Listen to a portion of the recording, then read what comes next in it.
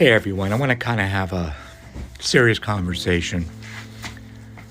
If you could just spend the next 5 minutes with me, I think it'll be well worth it for you to listen. We know that Trump just signed the executive order to let the free-for-all, to look at the Second Amendment, and basically see about stripping all the restrictions that have been applied in various states.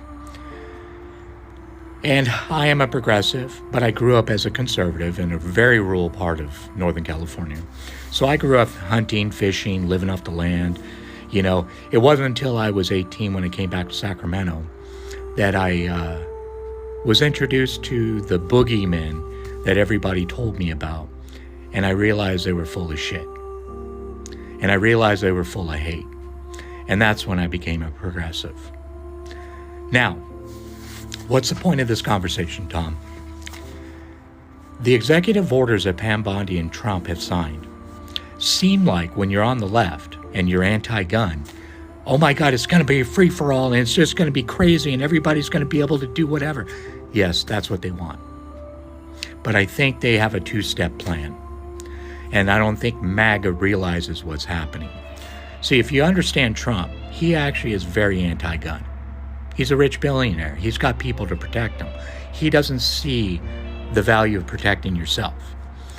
And I think what they're going to do is allow a free-for-all to happen so that all the people that should not have guns, criminals, people with felonies, they're the aggressive ones that have assault charges, they're now going to be able to pick up a gun if the rules allow and they dismantle the ATF like they're saying.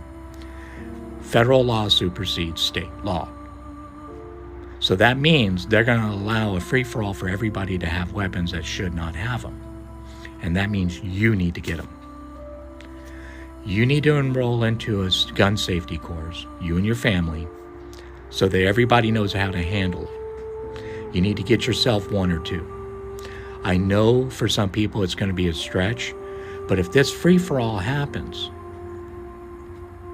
you could be impacted.